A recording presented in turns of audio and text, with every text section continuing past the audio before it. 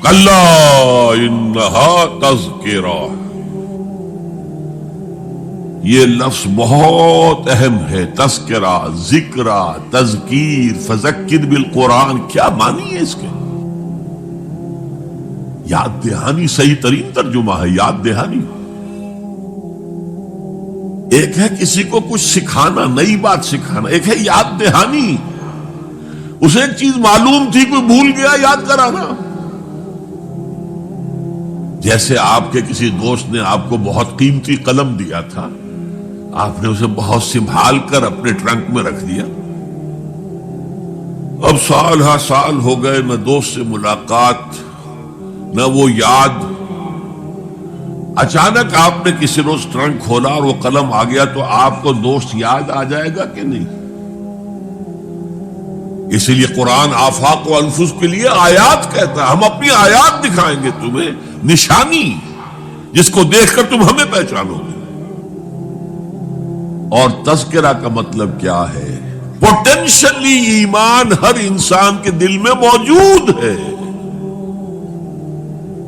یہ جو روح جو ہمارے قلب کی مسکن مکین ہے، اس میں اللہ کی معرفت بھی ہے، اللہ کی محبت بھی ہے. البتہ ذہول کے پردے پڑ گئے ہیں، بھول اور نسیان طاری ہو گیا ہے. ہم دنیا ہی کے اندر گم ہو کر رہ گئے ہیں. ہماری ساری دلچسپیاں دنیا سے ہیں، لہذا ہماری توجہ ہی نہیں ہے. ورنہ ہر انسان کے دل میں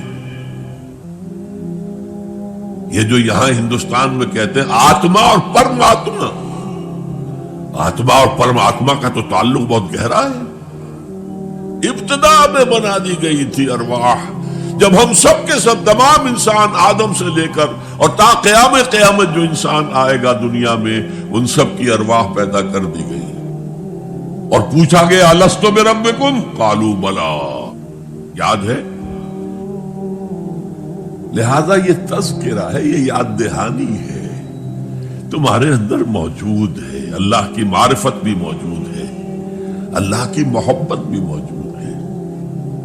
لیکن کلا بل ران علی قلوبہم ما کانوا یعملون، ان کے دلوں پر زنگ آ گیا ہے اب ان کے اعمال کی وجہ سے. شیشہ جو ہے وہ زنگ آلود ہو گیا. حضور نے فرمایا ان هذه القلوب لتصدع كما يصدع الحديد اذا اصابه الماء، ان دلوں پر بھی زنگ آ جاتا ہے جیسے کہ لوہے کے اوپر پانی پڑتا رہے تو اس کو زنگ آ جاتا ہے. پوچھا گیا فما جلاؤہا یا رسول اللہ، اے اللہ کے رسول ہماری تلواروں کو زنگ لگتا ہے، ہم پالش کرتے ہیں، سیکل کرتے ہیں، وہ پھر چمک اٹھتی ہیں. تو دل پر اگر زنگ آ جائے تو اس کا علاج کیا ہے؟ دو چیزیں فرمائی، کثرت و ذکر الموت و تلاوت القرآن. دو کام کرو کثرت سے، موت کو یاد رکھو، یہاں رہنا نہیں ہے، جانا ہے. یہ ہمارا گھر نہیں ہے، یہ ہماری منزل نہیں ہے. ہمارا اصل گھر جو حضور نے فرمایا انما الدنیا خلقت لکم وانتم خلقتم للآخرہ، یہ دنیا تمہارے لیے بنائی گئی، تم آخرت کے لیے بنائے گئے ہو. اسی لیے حضور نے فرمایا کن فی الدنیا کانک غریب عابر السبیل، دنیا میں ایسے رہو جیسے راہ چلتے مسافر ہو یا اجنبی ہو. اپنے بارے میں فرمایا مالی ولی دنیا، مجھے تمہاری دنیا سے کیا سروکار، انما مثلی کراکب استظل تحت شجرۃ ثم راح فترکها، میری مثال اس مسافر کی سی ہے جو ذرا سستانے کے لیے کسی درخت کے سائے میں بیٹھتا ہے تھوڑی دیر. وہ اس کا گھر تو نہیں ہے، اس کی منزل نہیں ہے، پھر وہ اس کو چھوڑتا ہے، اپنا راستہ لیتا ہے. یہ اگر ہمارا تصور قائم ہو جائے، کلا انہا تذکرہ. اب اس کے بعد جو الفاظ آئے فی صحف مکرمۃ مرفوعۃ مطہرۃ بایدی سفرۃ کرام بررہ، یہ جو قرآن ہے، جو تذکرہ ہے، یہ بڑے ہی انتہائی پاکیزہ صحیفوں میں ہے.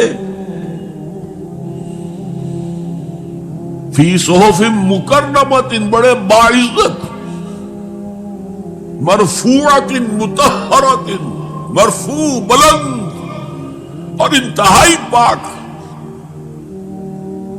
بے ایدی سفرۃ، یہ کن کے ہاتھوں میں ہے؟ لکھنے والے وہ فرشتے، بے ایدی سفرۃ کرام بررہ، جو نہایت باعزت ہے، بہت وفادار ہے اللہ کے۔ یعنی اصل قرآن کہاں ہے؟ لوح محفوظ میں ہے۔ اصل قرآن کہاں ہے؟ ابھی اگلی جو پڑھیں گے ہم، کتاب مکنون، چھپی ہوئی کتاب کے اندر ہے۔ اصل قرآن کہاں ہے؟ وَإِنَّهَا لَفِي أُمِّ الْكِتَابِ لَدَيْنَا لَعَلِيٌّ عَظِيمٌ، یہ تو اس ام الکتاب میں جو